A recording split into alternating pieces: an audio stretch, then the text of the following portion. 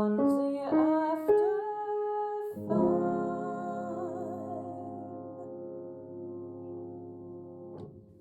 Welcome back to another episode of Fonzie After 5, my ode to late night 90s call-in radio with a holiday twist.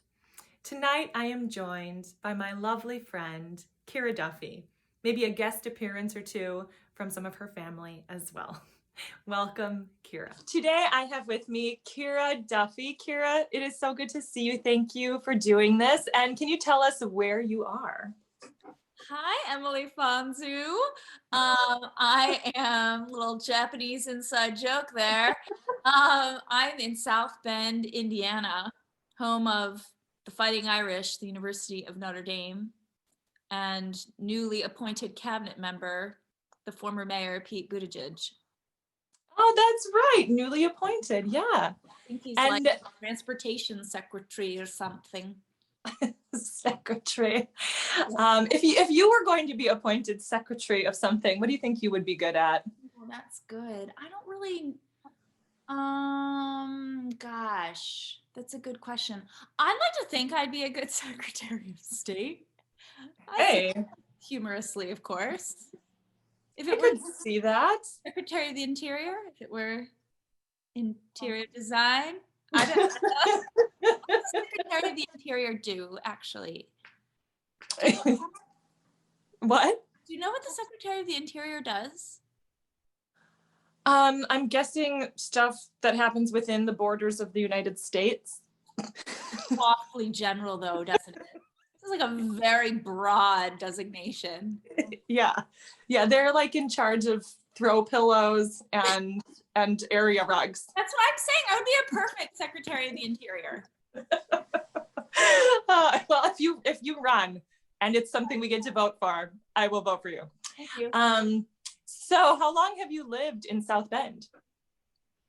You know, I moved here in the winter of January of 17, so this will be my 4th year. Yeah, right? 4 years. All right, so this is your third Christmas in the house? Yes, I think about that, yes. Mm-hmm. And I see you have a really pretty tree behind you. Do you like to decorate the house for Christmas? Oh, I do, except I see one of my paper chains is broken. Look at that. This is what the pandemic does. I really wanted these like cool, cute felt garlands at Michael's, but they're really expensive. They're like $30 a strand. So we did old school construction paper chains. So the problem is I ran out of staples and I didn't want to go to the store to get staples. So I used tape, but tape heats up by the Christmas lights. So there's points you think, bing. Who knew? Oh, Secretary of the Interior knows that. Well, see, they do. Anyway, so yes, thank you. I'm enjoying this year. I went a bit royal because I've been watching The Crown. Oh yes, that's my inspiration. So I thought that I would do royal purple and pinks. Oh my! I mean, I would buy it. Like if you could be the Secretary of the Interior and the Queen of England. I'd vote for both. I would vote for both. Did Wyatt your little one have a hand in any of the decorating? He did, yes. He was a disaster with the paper chains. So we okay, why don't we find something else? Let's redirect. No, it's cool because he's 5 now. And so this is the first year where he like really gets it. And so he was just like loving hanging the ornaments. Although I will say we have a dearth of ornaments. Like we need an ornament upgrade big time. But he loved like hanging the ones with, me and Jonathan from, when we were kids. And yeah, so it was that's been really fun. Oh, do you have any on there, the ones that are from your childhoods? Are there any in particular that you really, really like? Oh, that I like? Well, I'll show you one that's hilarious. I'm not sure. I like how shocked you seemed that I would be asking you if you liked any of your ornaments. Yeah, no, I have a really cool ornament that Vicky Livengood actually gave me from when we were doing Streetcar Named Desire in Chicago, and it's a streetcar, and I love that one. Cool. I can't find it, but this highlights probably my least favorite haircut. This says Kiera Duffy, 1991. How about those feathered bangs? They are feathered. They're beyond feathered. They're Yeah. like, It's like the oh. full, remember, like in 1991, you were doing the up and down. The down, right. So it's kind of like a donut. It's a donut effect, exactly. And Yeah. this, I would like to say that this was the high point of my ceramic painting skills. It's not improved. Anyway, so that one makes me laugh because I remember hating my hair then. Oh, little Kiera. That's very sweet. That is very sweet. Oh. Is that a real tree or a fake tree? This is real. I'm committed. I'm committed to real. So normally we try to do like, the tree farm thing, but this year we just thought with the pandemic we weren't going to do it. So this is a Home Depot special, and one would know that because the night that we brought it in the house after we bought it, there were more needles on the ground than there were on the tree. So that's what we got for our like $39.99 tree, but she's fine. She's just fine. You just throw some paper. Dehydrated. A little dehydrated, but who isn't these days? I mean, right? It's just, yeah. So yeah, we go real. I like the smell. I like the balsam smell. Oh, for sure. What's on top of your tree? It looks like a little crown or something? I made a little crown. I told you I was going full throttle crown. Yeah, I made a little crown out of old music. Oh, how cute. What a great idea. Yeah, so because the star thing, yeah, it's a little askew, but I thought it was kind of cute. I love that. Have you done any other, so you have Wyatt, who's 5, and then you have Aoife, right? Right. It looks like Aoife. It is Aoife. Sorry. Everybody, don't worry. I mess it up too, actually. No, how do you say it? Yes, Aoife, which is spelled Aoife. She's a lot of vowels. And she was born on March 19th. So basically 4 days or so after the world shut down, we brought a child into it. She's awesome and just a joy. She's so cute. She's so cute and she's so smiley. And what's really cool is seeing her and Wyatt together because it's like a total love affair. Because we didn't know how he was going to do, because he's been an only child for, 4.5 years. So we didn't know if maybe he was going to reject the whole sibling thing, but he loves her, like loves her to the point that sometimes we're like, okay, you might suffocate her if you. Oh, I know. No, it's so sweet. And she loves him. Like, if he walks into the room, she's like, oh, so happy. I know, it's really, really sweet. Really, really cute. Yeah. Well, and it must be kind of nice to have at least one person in the house for whom the pandemic is not an awareness. Right. She doesn't know any different. And yeah. But you know what? Even Wyatt, like kids are amazing. They just kind of roll with it. Like the first couple weeks were hard, but then they just kind of, I don't even know if it's a good thing necessarily, but they do kind of adapt. Yeah. We have to wear a mask. In some ways, kids are so much more, well, they aren't always, right? They're just so much more adaptable than grown-ups. Yeah. Are you guys going to do Christmas cookies? We probably will. Yeah, we probably will. I think we are gonna be those people. We're gonna go to my parents' house in Philadelphia after much like kind of gnashing of teeth. Can you say that? Just like, we decided that we're gonna, do all the things like test and quarantine and, but we're gonna go out there. So I think we'll do. My best friend Jill has the very best gingerbread cookie recipe. I don't even love gingerbread cookies, but it's a gingerbread cookie recipe from her mother-in-law, and it has orange zest in it. And they're not like, break a tooth hard. They actually are kind of, they're very thin and they're crispy and they're so stinking good. So I think we'll do those. Yeah. Are you going to do any?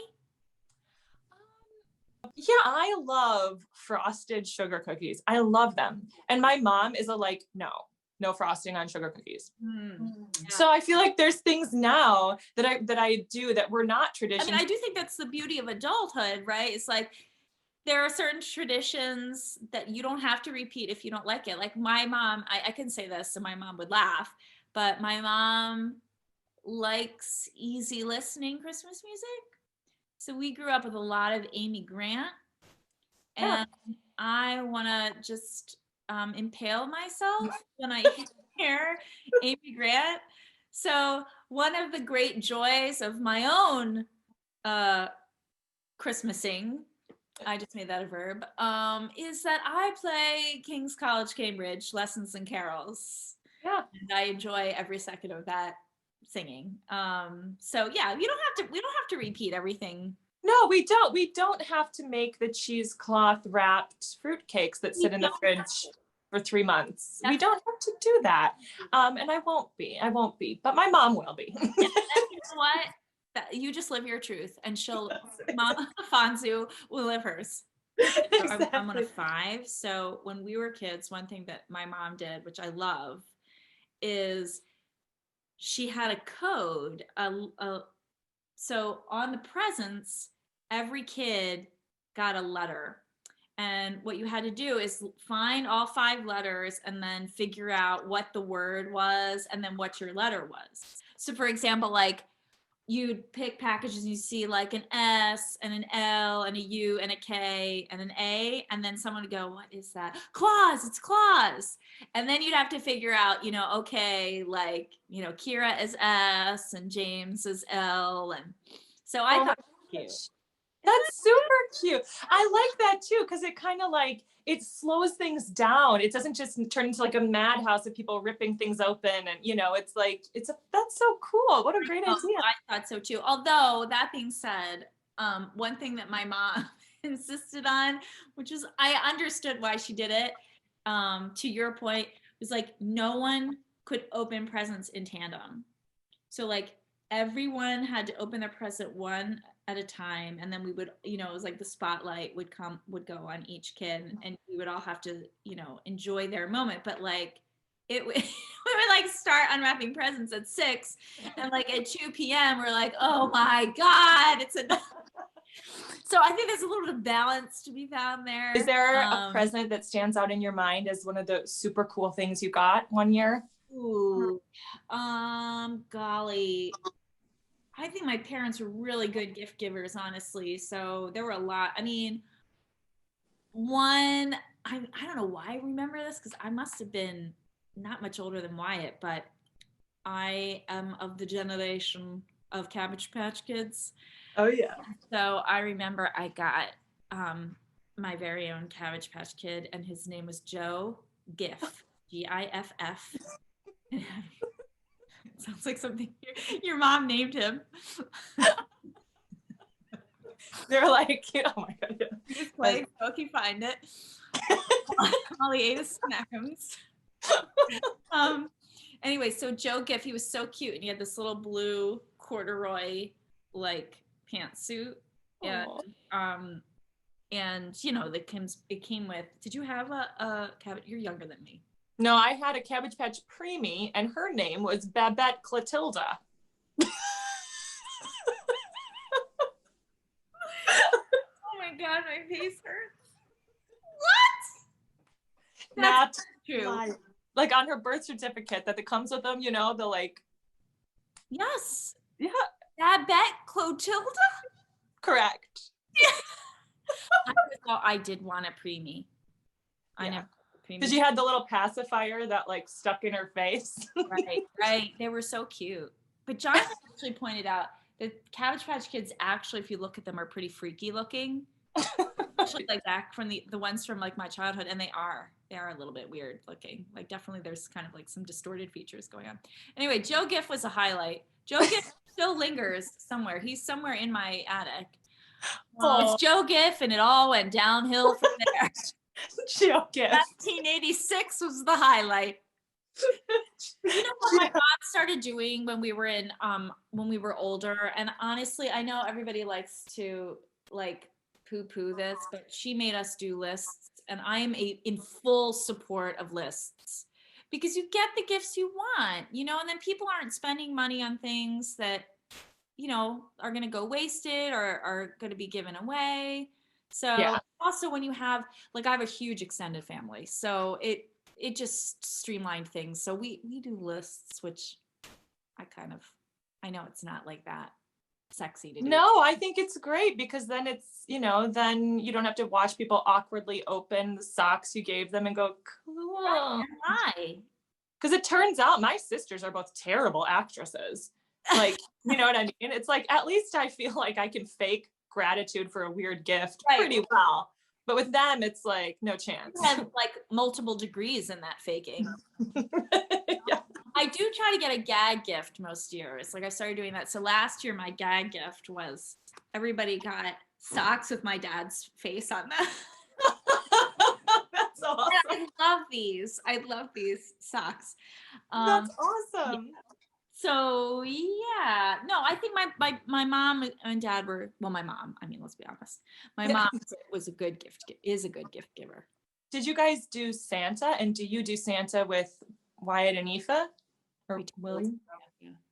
What? We totally did. We did and do Santa. We are Santa people. Santa comes, I should say. Santa does come to your house. Yeah. So what we do with our kids is Santa brings one present.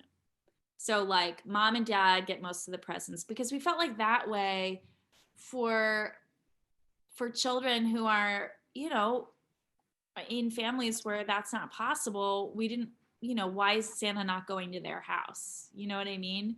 Yeah. So, so Santa comes and he brings one present and then we do our others. But when I was a kid, it was like all Santa. And my mom, so sensitive. I can remember it wasn't CVS, it was called Thrift Drug at the time. And I was, believe it or not, I can't believe I'm admitting this, but I think I believed in Santa until I was 9.5. Maybe could have been 10.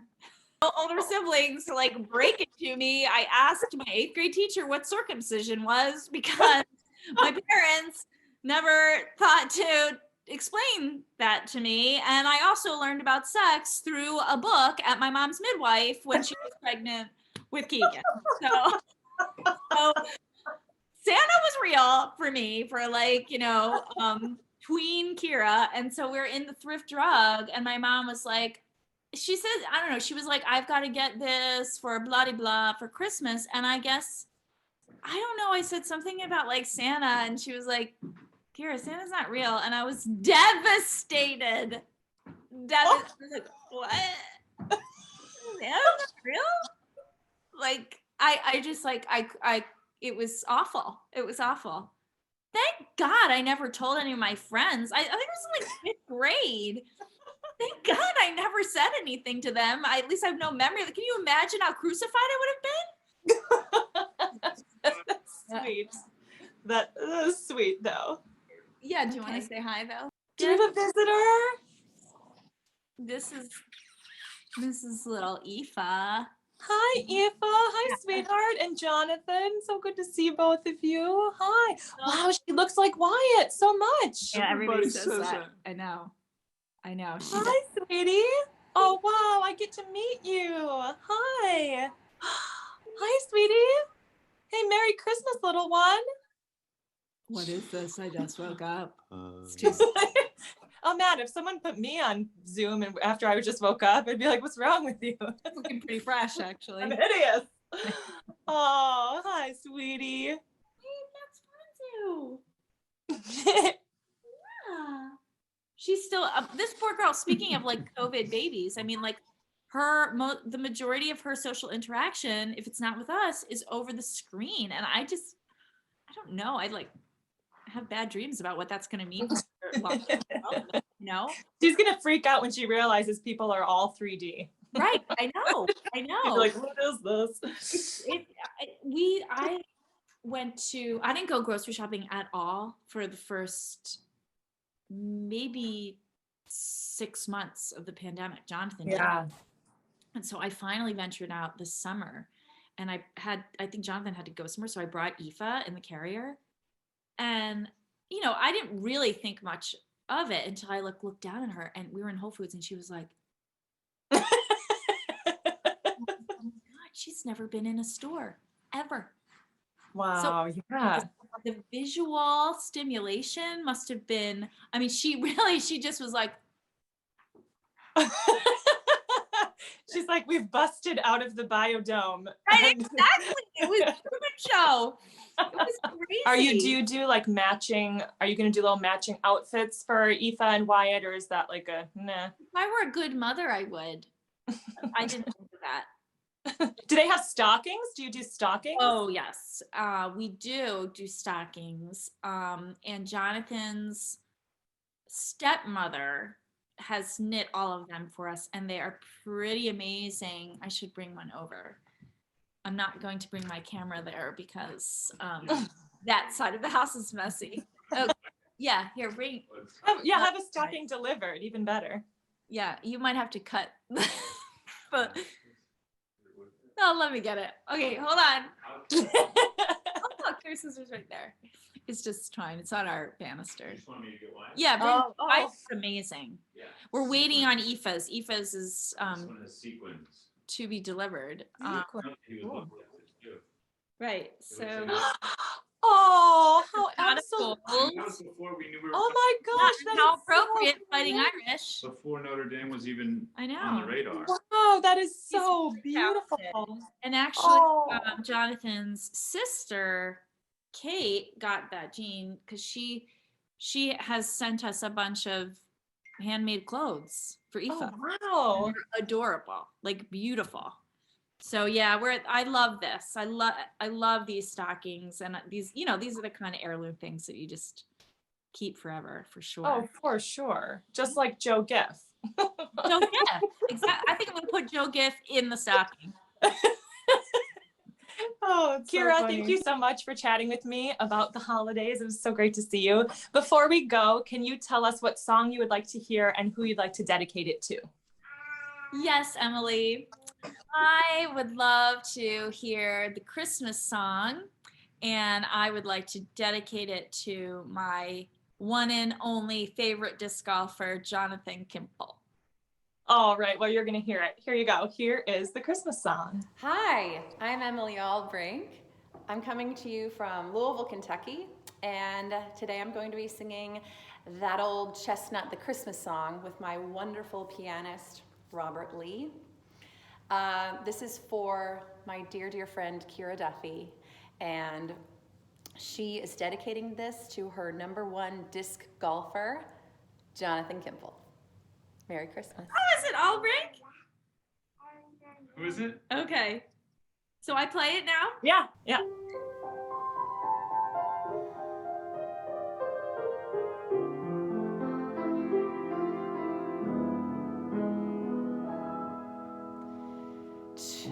Chestnuts roasting on an open fire,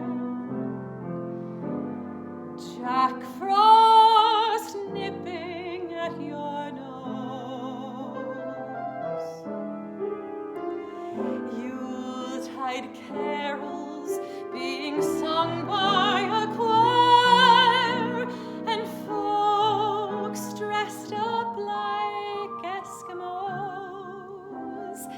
Everybody knows a turkey and some mistletoe help to make the season bright. Tiny tots with their eyes all aglow will find it hard to sleep tonight. They know that Santa's on his way. He's loaded lots of toys and good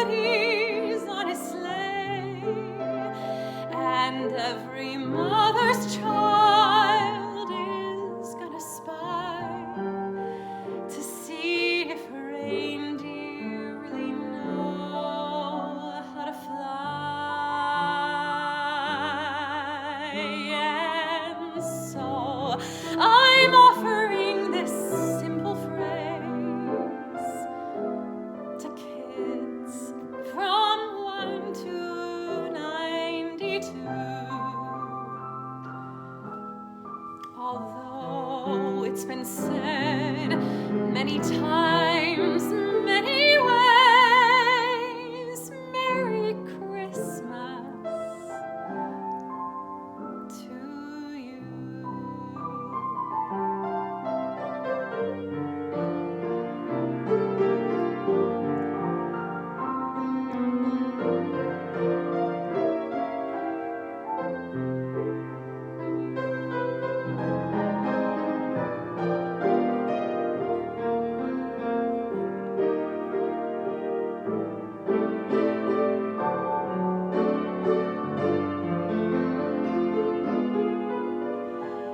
And so I'm offering this simple phrase to kids from 1 to 92. Although it's been said many times, many ways. Merry Christmas. Merry Christmas. Merry Christmas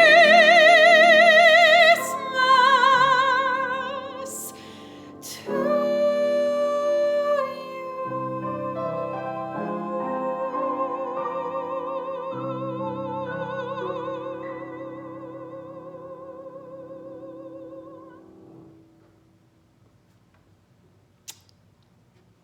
I'm detaching emotionally because if I actually if I start to cry, I won't stop. That is such a beautiful gift. Wow, and she kept that secret from me. Thank you for doing this, Fonzu. What a Oh, sweet. Is it so great to watch everybody? it's awesome. Singing? It's awesome. And I just, a lot of people have cried, which I was like, that's not what I set out to do. But just, I wouldn't have taken the time, no, even if I wanted to connect with everybody in this way. And I never would have asked them these questions. When would I ever have heard about Joe Giff? It would not have come up, so like all these like really cute and dear and funny memories get shared that I never would have heard about or been a part of. And I absolutely love that. Oh, you are the best, and I miss you so much. I miss you too. Well, Merry Christmas to you and Jonathan and Aoife and Wyatt, and I hope I get to see you guys soon, but thank you so much for doing this. Me too, friend. Merry Christmas and Happy New Year to you, and let's not go long again. Let's not let another pandemic pass us by before we Exactly. Okay, I love you. Merry Christmas, Fonzu. Thank you for doing this. And I will get it according to you. Okay. All right, love you. Bye. Thank you again for joining me tonight. And a very special thank you to Kiera Duffy, Emily Albrink, and Robert Lee. Kiera, I hope Joe Giff makes it out of his box sometime soon. Merry Christmas, everybody. And remember, it's after 5 somewhere. Fonzie after